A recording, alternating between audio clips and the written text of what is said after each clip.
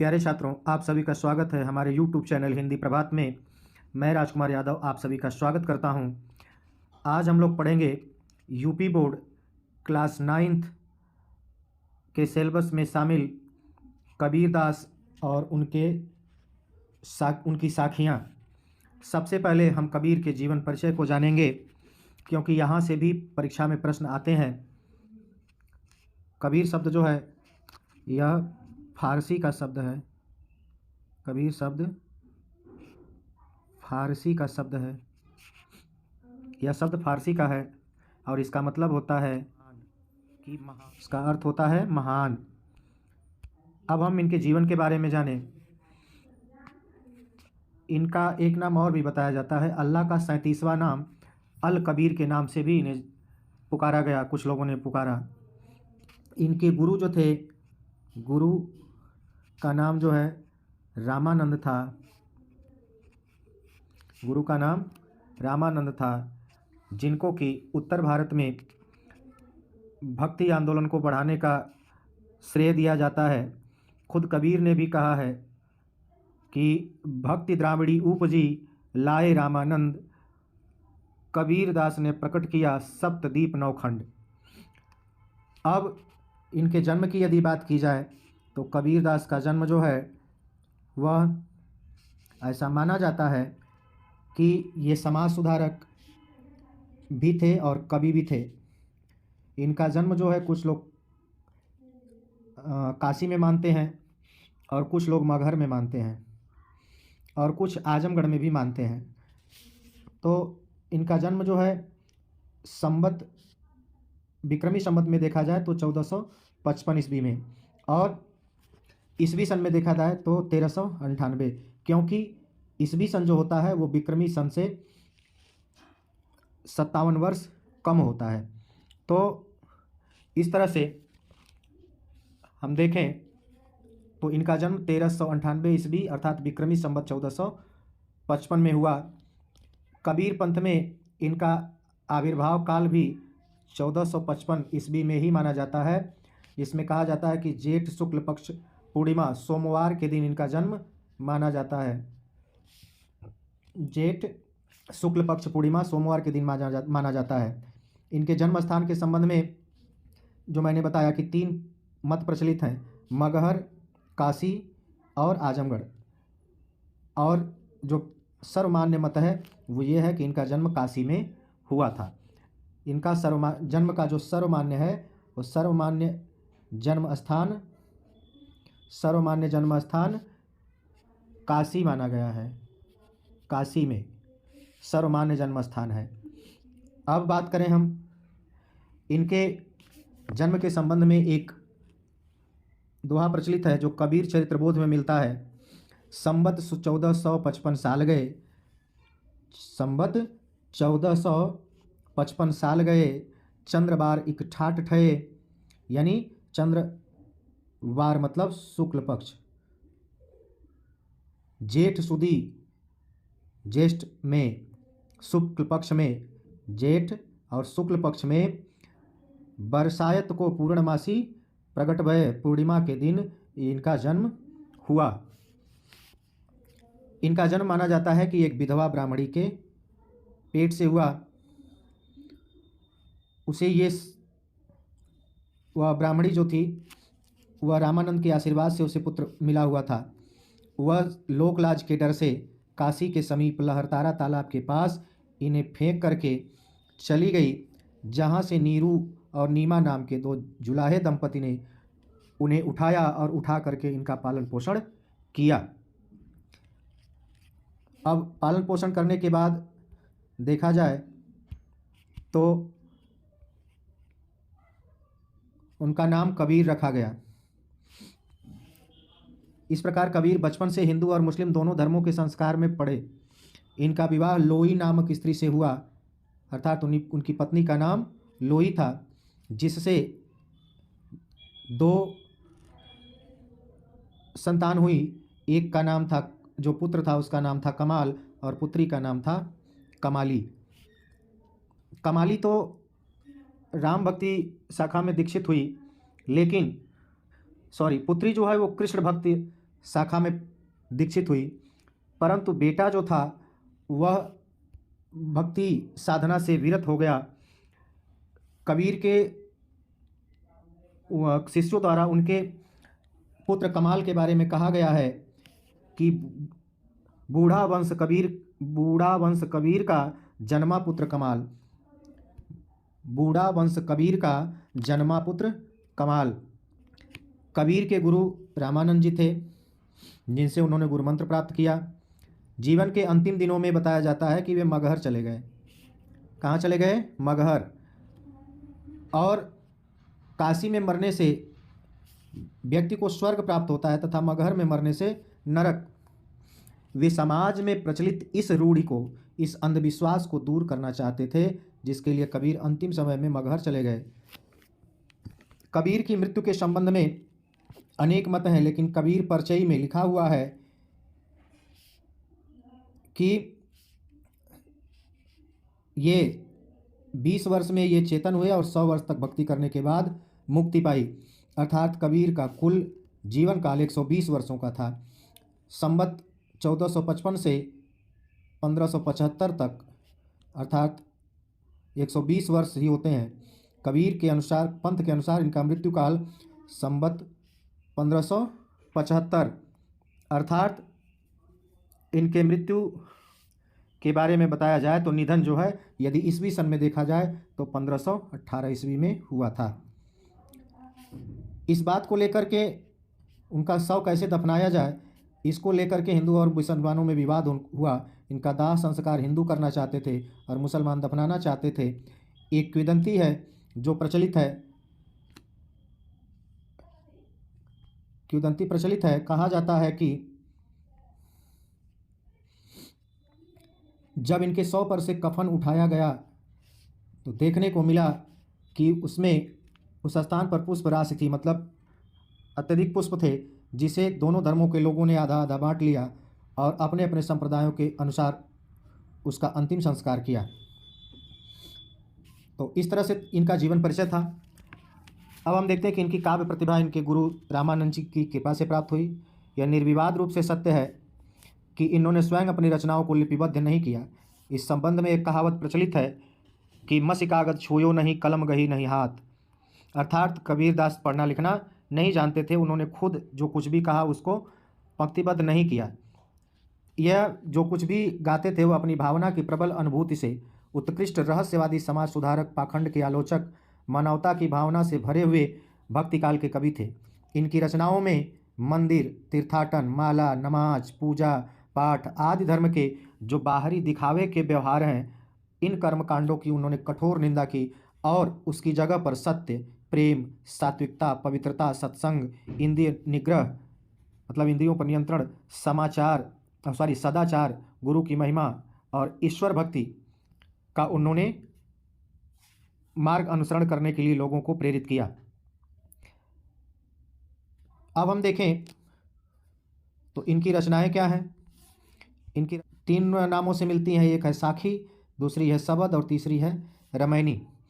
साखी में जो है यह साक्षी शब्द का विकृत रूप है और यह धर्म के उपदेश के अर्थ में प्रयुक्त होता है। कबीर की शिक्षाओं और सिद्धांतों का निरूपण, मतलब उनके सिद्धांतों का प्रतिपादन जो है वो साखी में किया गया है। यह सब के सब जितने भी साखी हैं वो सब दोहा छंद में लिखे गए हैं। शब्द इनके द्वारा कहे गए जिसमें पूरी संगीतात्मकता है। इसमें उपदेशात्मकता के स्थान पर भावावेश की प्रधानता है, क्योंकि कबीर के प्रेम और अंतरंग साधना की अभिव्यक्ति इनमें हुई है। रामायणी जो है यह चौपाई एवं दोहा छंद में रचित है। इसमें कबीर के रहस्यवादी और दार्शनिक विचारों को प्रकट किया गया है। इनकी भाषा शैली की बात की जाए तो इनकी भाषा शैली जो है वो मिली जुली है, अर्थात जहाँ पर वे जाते थे वहाँ के भाषा के शब्दों को वो ग्रहण कर लेते थे, क्योंकि ये घुमक्कड़ प्रवृत्ति के थे। इस तरह से इनके रचनाओं, इनके साखी में, शब्द में या रामायणी में देखा जाए तो अरबी, फारसी, भोजपुरी, पंजाबी, बुंदेलखंडी, ब्रज, खड़ी बोली आदि सभी भाषाओं के शब्द मिलते हैं। कई भाषाओं में मेल के कारण इनकी भाषा को पंचरंगी, मिली जुली, पंचमेल खिचड़ी अथवा सगदुक्कड़ी भाषा भी कहा गया है। तो इस तरह से हमने देखा कि इन्होंने उपदेशात्मक शैली का भी प्रयोग किया है। काम किया इसमें सजीवता, स्वाभाविकता, स्पष्टता, प्रवाहमयता के दर्शन होते हैं। मोह माया का त्याग करने का इन्होंने उपदेश दिया और कहा कि माया दीपक नर पतंग भ्रम भ्रम इवे पड़ंत, कहे कबीर गुरु ज्ञान ते एक आध उबरन, है कि गुरु के ज्ञान से कभी कभी बिरले ही इसमें से बच पाते हैं। आगे अब इनके पदों को हम देखते हैं।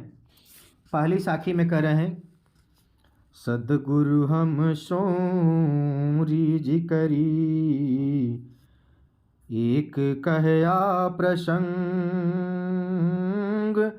वर्षा बादल प्रेम का, भीग गया सब अंग कबीरा, भीग गया सब अंग। कबीर रीझ कर कहने का मतलब है, एक एक शब्दों को समझ लेते हैं।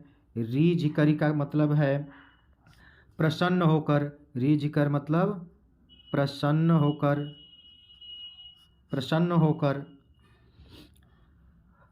प्रसंग क्या कहा? प्रसंग कहा एक, और प्रसंग क्या था? प्रसंग का मतलब क्या होता है?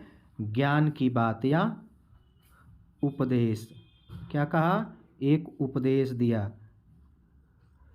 उपदेश दिया।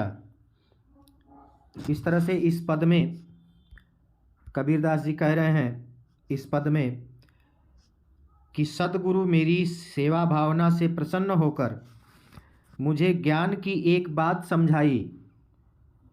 सद्गुरु ने मेरी सेवा से प्रसन्न होकर मुझे ज्ञान की एक बात समझाई, जिसे सुनकर मेरे हृदय में ईश्वर के प्रति, सद्गुरु हमसे मतलब हमसे, रीझ कर मतलब प्रसन्न होकर, एक कया प्रसंग एक उपदेश दिया, एक सेवा भावना से प्रसन्न कर उसने क्या किया? मुझे एक ज्ञान की बात बताई, एक उपदेश दिया, जिसे सुनकर मेरे हृदय में ईश्वर के प्रति, वर्षा बादल प्रेम का मतलब उस उपदेश के कारण मेरे हृदय में ईश्वर के प्रति प्रेम भावना जागृत हुई, और वह प्रेम भावना जागृत होने के कारण भीग गया सब अंग, मानो ईश्वर प्रेम रूपी जल से भरे बादल मेरे ऊपर बरसाने लगा है। अर्थात कह रहे हैं कि वह उपदेश मुझे ऐसा प्रतीत हुआ मानो ईश्वर प्रेम रूपी जल से भरे बादल बरसने लगे हों। उस ईश्वरीय प्रेम की वर्षा से मेरा अंग अंग भीग गया। जहाँ कबीर जी के कहने का भाव यह है कि सद्गुरु के उपदेश से ही हृदय में ईश्वर के प्रति प्रेम उत्पन्न होता है और उसी से मन को शांति मिलती है। यहाँ इस पूरे पद में यदि बात की जाए तो भाषा जो है वह सदुक्कड़ी है। भाषा कैसी है? सदुक्कड़ी है। सदुक्कड़ी भाषा का प्रयोग हुआ है। सदुक्कड़ी भाषा का प्रयोग हुआ है। इसके बाद रस की बात की जाए तो रस कौन सा है इसमें? शांत रस है। शांत रस है इसमें। अलंकार की बात की जाए तो यहाँ पर कौन सा अलंकार है? रूपक। कौन सा अलंकार है? रूपक अलंकार है। रूपक अलंकार यानी वर्षा बादल प्रेम का यहाँ पर रूपक अलंकार है। छंद कौन सा है? तो छंद है दोहा। कौन सा छंद है? दोहा छंद है। तो इस तरह से यहाँ पर दोहा छंद जो है वो दिखाई देता है। इसके बाद यदि हम बात करें तो यह जो है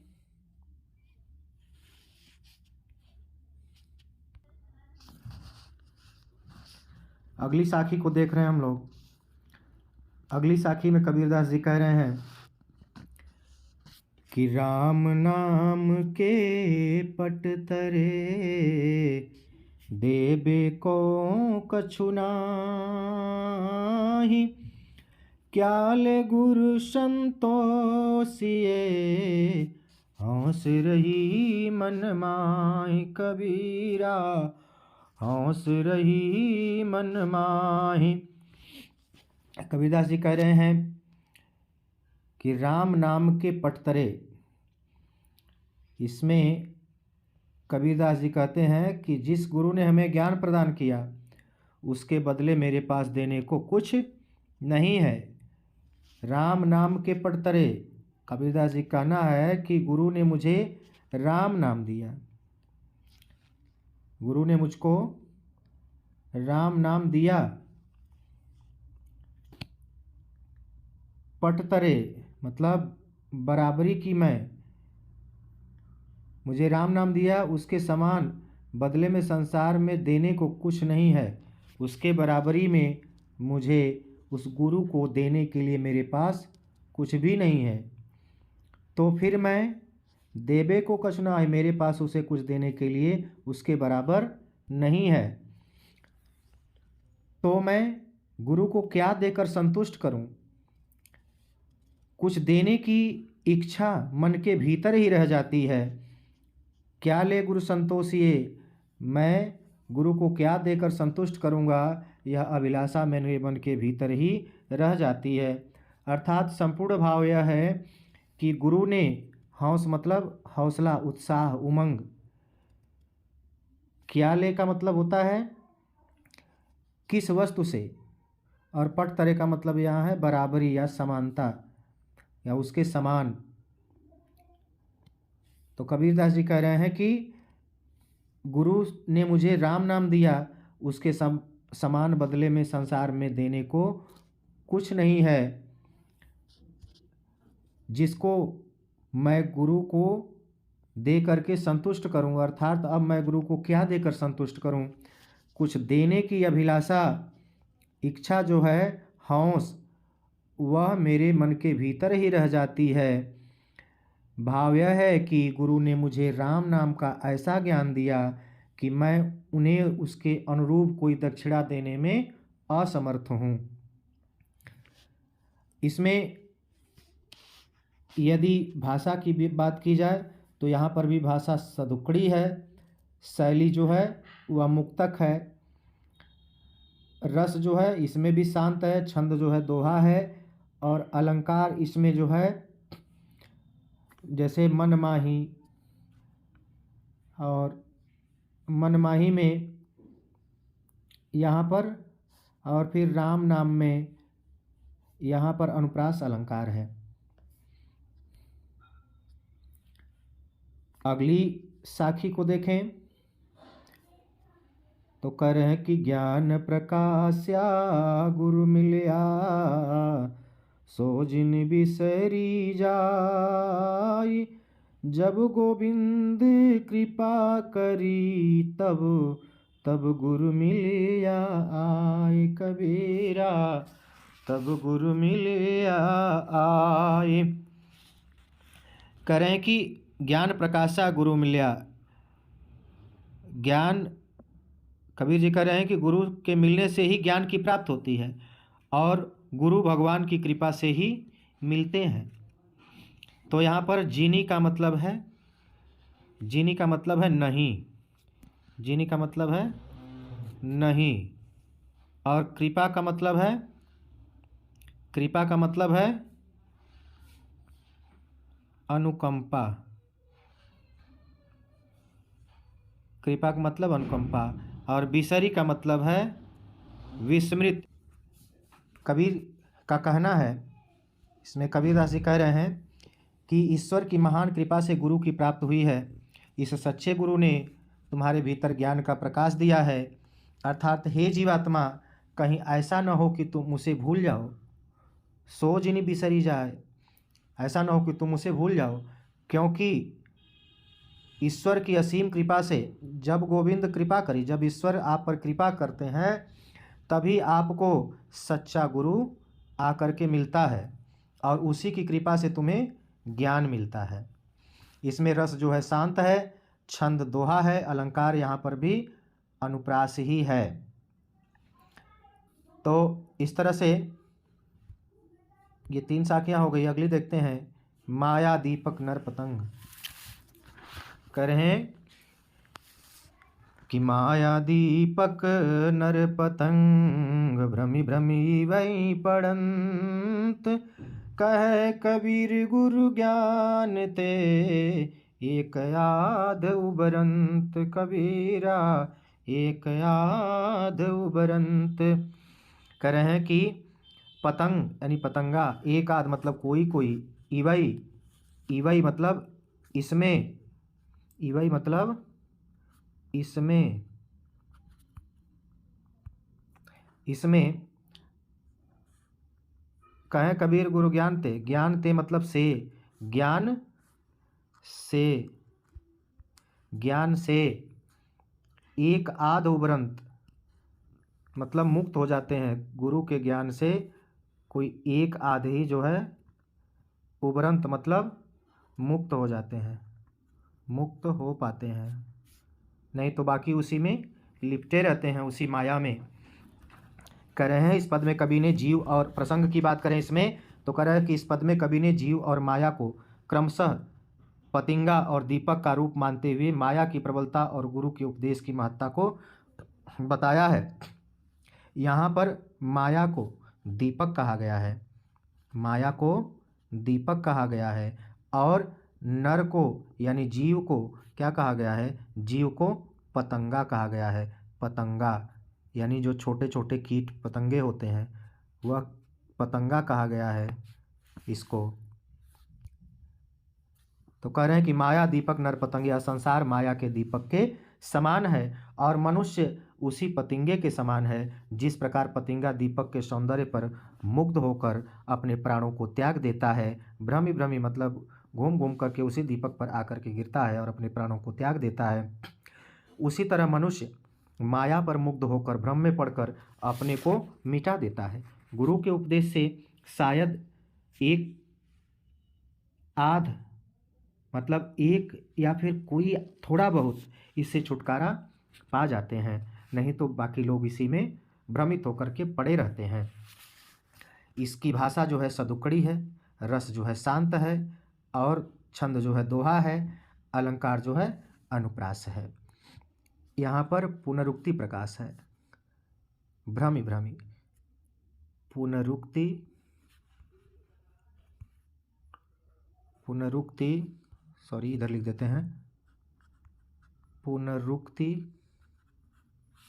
आधा का रहेगा, पुनरुक्ति प्रकाश अलंकार है। करें अब अगली पंक्तियों में, साखी में कबीरदास जी कह रहे हैं कि जब मैं था तब गुरु नहीं, जब गुरु हैं हम नाही, प्रेम गली अति साकरी, तामे दो न समाही, कबीरा तामे दो न समाही। कह रहे हैं कि जब मैं था तब हरि नहीं, अब जब मैं था तब गुरु नहीं, अब गुरु है हम नाही। अर्थात मैं मतलब अहंकार, प्रेम गली मतलब प्रेम साधना, सांकरी मतलब संकुचित, प्रेम की गली क्या है, सांकरी संकुचित है, और तामे दोनों समाहि, उसमें समाहित करना मतलब दोनों समाहित नहीं हो रहे हैं। अर्थात कहने का मतलब है, इसमें प्रसंग है कि संत कबीर जो है गुरु तथा शिष्य के बीच एकात्मकता पर बल दे रहे हैं। कह रहे हैं कि जब तक मुझे मैं अर्थात अहंकार, जब तक मेरे अंदर क्या था, अहंकार, जब तक मेरे अंदर अहंकार था, तब तक मुझे अपने सद्गुरु से एकात्म भाव प्राप्त नहीं हो सका। अर्थात तब तक मैं सद्गुरु से पूर्णतया नेह नहीं लगा सका। मैं गुरु और स्वयं को दो समझता रहा कि मैं अलग हूँ, गुरु अलग है। अतः मैं प्रेम साधना में असफल रहा, क्योंकि प्रेम साधना का मार्ग बड़ा सकरा है, उस पर एक होकर ही चला जा सकता है, दो व्यक्ति अलग अलग होकर के नहीं चल सकते। जब तक द्वैत भाव रहेगा, मैं और तू का भाव बना रहेगा, तब तक प्रेम की साधना गुरु भक्ति संभव नहीं है। अर्थात अपने आप को और गुरु को, परमात्मा को एक बना करके चलने पर ही हम गुरु की भक्ति प्राप्त कर सकते हैं। अगली पंक्ति में कबीरदास जी कह रहे हैं कि इसमें कह रहे हैं, भक्ति भजन हरि नाव है, दूजा दुख अपार, मनसा बाचा कर्मना, कबीर सुमिरन सार। ए भैया कबीर सुमिरन सार। कबीरदास जी कहते हैं कि मनसा मतलब मन से, बाचा मतलब कर्म से, कर्मना मतलब कर्म से, सुमिरन मतलब भगवान का नाम स्मरण करना चाहिए। कह रहे हैं कि भक्ति भजन हरि नाव है, इस माया रूपी संसार से पार उतरने के लिए भक्ति, ईश्वर की भक्ति करना, आराधना करना और उन्हीं को भजना जपना, वही जो है ऐसी नाव है जो इस भवसागर से आपको पार उतार सकती है। नहीं तो दूजा दुख पार, बाकी सब इस संसार में दुख ही दुख है। इसके अतिरिक्त जो कुछ भी है वह संसार में सब दुख ही दुख है। इसी भक्ति रूपी नाव से सांसारिक दुख रूपी सागर को पार किया जा सकता है। इसलिए कबीरदास जी कह रहे हैं कि मन से, वचन से, कर्म से परमात्मा का स्मरण करना चाहिए और यही जीवन का परम तत्व है। भाषा सदुकड़ी है, शैली जो है वो उपदेश दिया गया है इसमें, छंद जो है दोहा है, रस शांत है। अलंकार की बात करें तो भक्ति भजन हरिनाव है में रूपक तथा अनुप्रास है, भक्ति भजन में अनुप्रास है तथा भक्ति भजन हरिनाव है, इसमें जो है रूपक अलंकार है। हरिनाव है, हरि के नाम रूपी नाव है ये, तो यहाँ रूपक अलंकार और अनुप्रास अलंकार है। इस विषय में तुलसीदास जी ने भी एक पंक्ति कही है, देह धरे करियव फल भाई, और भजिय राम सब काम बिहाई। अगली पंक्ति में कबीरदास जी अपनी साखी में कह रहे हैं, कबीर चित्त चमंकिया, चहुदिसि लागी लाई। कबीर चित्त चमंकिया, चहुदिसि लागी लाई।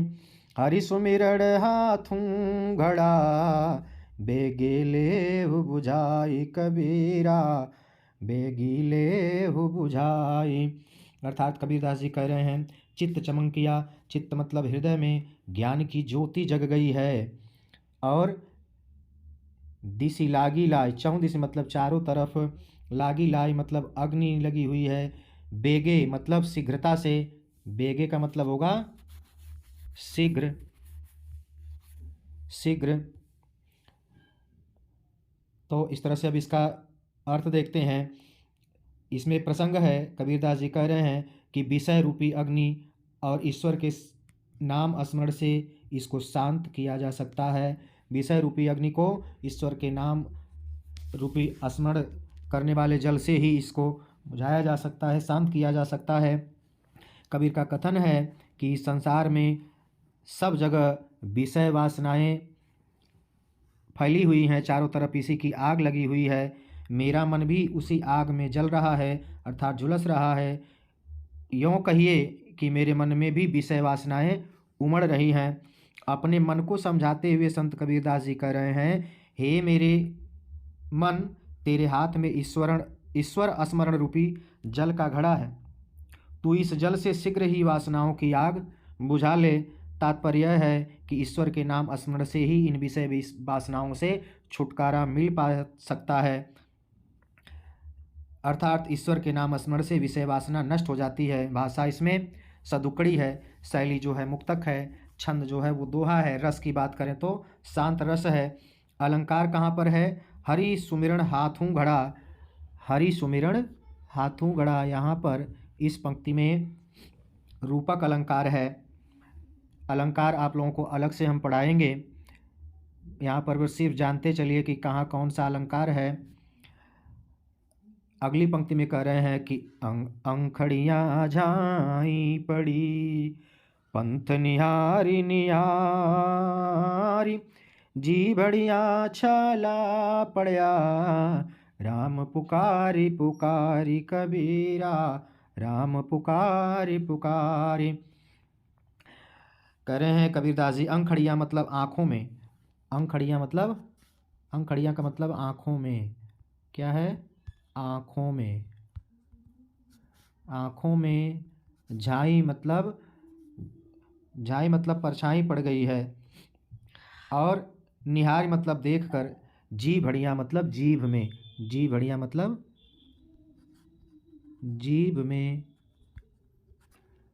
छाला पड़ गया है। कह रहे हैं कबीरदास जी कि वह, कबीरदास जी व्याकुल हैं, जीवात्मा के दुख को उन्होंने व्यक्त करने का प्रयास किया है। कह रहे हैं कि जीवात्मा बड़ी व्याकुलता से परमात्मा की प्रतीक्षा में आंखें बिछाए हुए है। वह भगवान की बाट जो होते हुए, राह का इंतजार करते हुए उसकी आंखों में झाइयाँ पड़ गई हैं, पर फिर भी उसे ईश्वर के दर्शन नहीं हुए। जीव रूपी आत्मा परमात्मा का नाम जपते जपते, जीवात्मा परमात्मा का नाम जपते जपते थक गई, उसकी जीभ में छाले भी पड़ गए, परंतु फिर भी परमात्मा ने उसकी पुकार नहीं सुनी। क्यों? क्योंकि उसके मन में सच्ची लगन, सच्चे प्रेम तथा मन की पवित्रता के बिना इस प्रकार का नाम जपना और बाट जोहना भी बेकार है, व्यर्थ है। अगली पंक्ति, अगली साखी में कबीरदास जी कह रहे हैं कि झूठे सुख को सुख कहे, मानत है मन मोद, जगत चबैना काल का, कछु मुख में कछु गोंद कबीरा, कछु मुख में कछु गोंद। कबीरदास जी कह रहे हैं कि मानत है मतलब झूठे सुख को सुख कहे, मानत है मन मोद, मानत मतलब मानते हैं, मन में, मोद मतलब हर्ष खुशी आनंद, चबैना जगत, चबैना जगत जो है क्या है, चबाकर खाने की वस्तु, अर्थात भुना हुआ चना या चावल आदि है। कछु मुख में कछु गोंद, कुछ मुख में पड़ा हुआ है और कुछ काल के कोख में दबा हुआ है, गोंद में दबा हुआ है। अब यहाँ कबीरदास जी कह रहे हैं कि झूठे सुख को सुख कहे, यह अज्ञानी संसार जो है वह सांसारिक सुखों को, जो कि मिथ्या और परिणाम में दुखदाई है, उसी सुख को सच्चा समझते हैं और मन में बड़े प्रसन्न होते हैं। ये भूल जाते हैं कि यह सारा संसार जो जगत है वह काल के चबैने यानी चना के समान है, जिसमें से कुछ उसके मुख में जा चुका है, कुछ लोग समाप्त हो चुके हैं, कुछ भक्षण किए जाने के लिए उसकी गोद में पड़े हुए हैं, वो भी एक ना एक दिन चबा लिए जाएंगे, समाप्त कर दिए जाएंगे। अगले साखी में कबीरदास जी कह रहे हैं, करें कि जब मैं था तब हरि नहीं, अब हरि है मैं नाई, सब अंधियारा मिटी गया, जब दीपक देखा माई कबीरा, दीपक देखा माई। करें कि जब मैं था तब हरि नहीं, मैं मतलब अभिमान घमंड अहंकार जब मेरे मन में था, तब मेरे पास ईश्वर के दर्शन मुझे नहीं हुए। अब हरि है मैं नाही, किंतु जब हमने ईश्वर का साक्षात्कार कर लिया तो अहंकार बिल्कुल ही नष्ट हो गया, समाप्त हो गया। कहने का तात्पर्य है कि ज्ञान रूपी दीपक के प्रकाश मिल जाने पर अज्ञान रूपी सारा अंधकार जो है वो नष्ट हो गया है।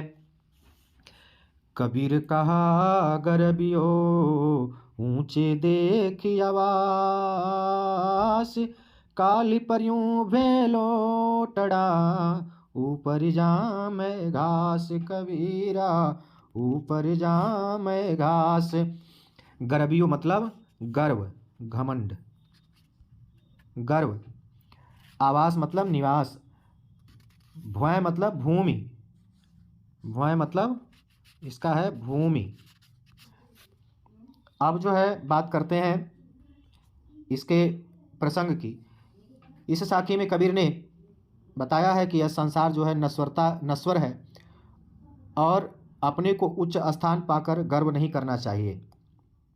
कह रहे हैं कबीरदास जी इसमें कि इस संसार की नश्वरता को बतलाते हुए कह रहे हैं, हे मनुष्य, तुम इस संसार में अपने ऊंचे स्थान पर क्यों गर्व करते हो?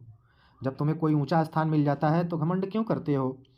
यह सारा संसार नश्वर है। कहा कबीर कहा गर्भियो ऊंचे देखी आवास। तुम अपना ऊंचा स्थान देख करके क्यों घमंड में पड़ जाते हो?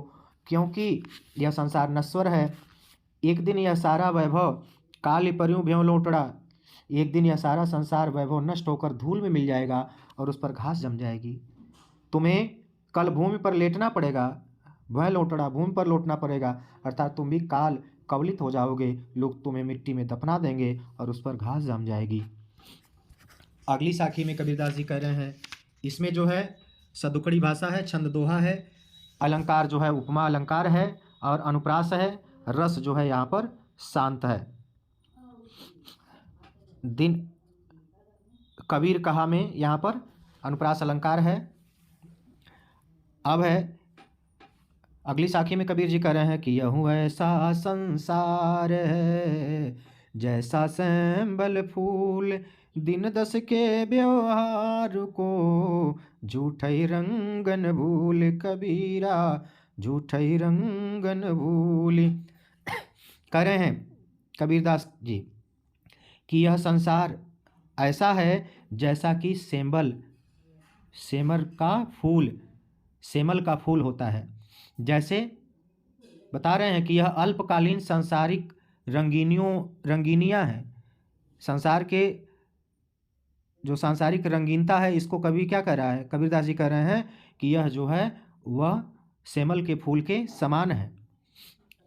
यानी संसार की असारता को बतलाते हुए कह रहे हैं कि यह संसार सेमल के फूल की भांति सुंदर और आकर्षक तो है, किंतु इसमें कोई गंध नहीं है। जिस प्रकार से तोता सेमल के फूल पर मुग्ध होकर उसकी सुंदरता को देखकर उसमें फल की आशा में उस पर मंडराता रहता है कि इसमें कुछ खाने के लिए मिल जाएगा, अंत में उसे निस्सार रुई हाथ लगती है।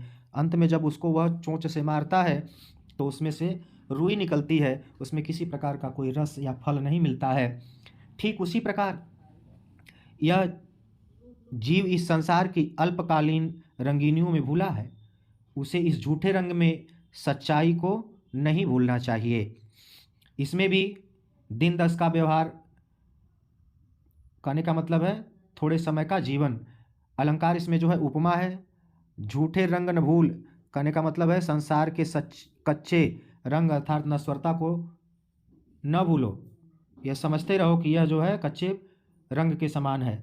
भाषा इसमें सदुकड़ी है, रस जो है इसमें शांत है। अगली पंक्ति को देखें साखी को।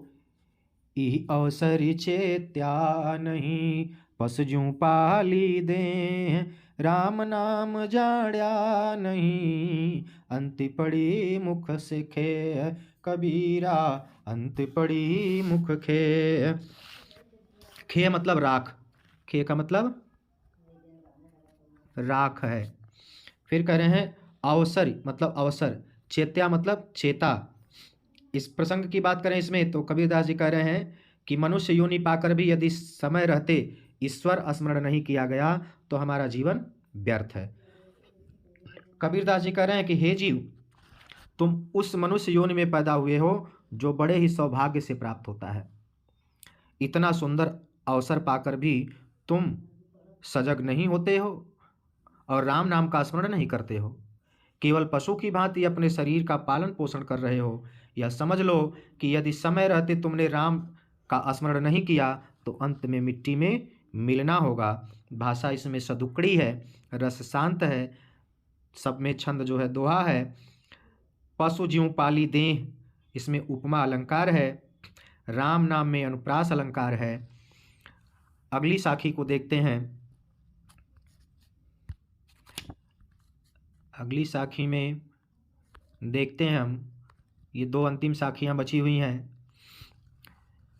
कह रहे हैं कि यह तन काचा कुंभ है लिया फिर था साथी, डबका लागा फूट गया, कछु न आया हाथ कबीरा, कछु न आया हाथ।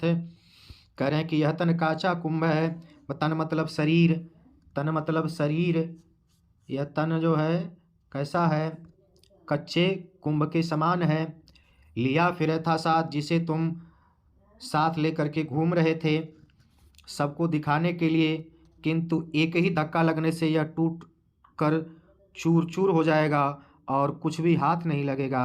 अर्थात काल के धक्के से यह शरीर नष्ट हो जाएगा और वह मिट्टी में मिल जाएगा।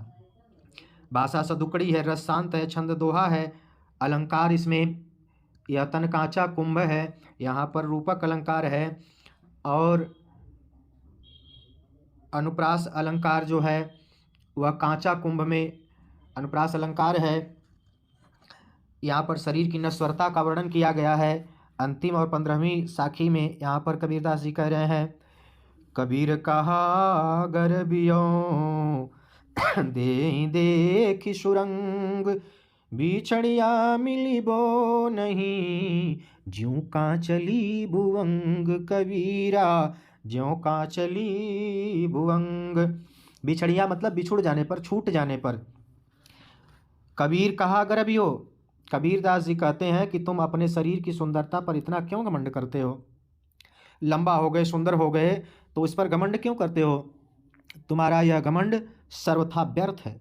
मरने के पश्चात फिर यह शरीर ठीक उसी प्रकार तुम्हें नहीं मिलेगा जिस प्रकार से बिछड़िया मिली वो नहीं, यह छूट जाने पर फिर तुम्हें नहीं मिलेगा जिस प्रकार से अपनी केंचुल को एक बार छोड़ देने के पश्चात सर्प को पुनः वह प्राप्त नहीं होती। भुवंग मतलब सर्प, वह उसके लिए निरर्थक हो जाती है, बेकार हो जाती है। इस तरह से कबीरदास की साखियों में यह हम लोगों ने पढ़ा। इस अंतिम साखी में भाषा सदुकड़ी है, रस शांत है, छंद दोहा है।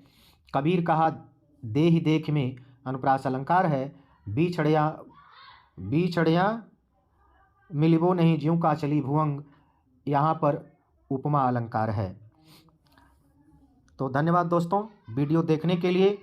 यदि यह वीडियो आपको पसंद आए तो इसको शेयर करें, हमारे चैनल को सब्सक्राइब करें। ऐसी ही आपको काव्यखंड से, व्याकरण से और हिंदी साहित्य के इतिहास से जुड़ी महत्वपूर्ण और बहुत ही ज्ञानवर्धक वीडियो आपको मिलेगी। बहुत बहुत धन्यवाद।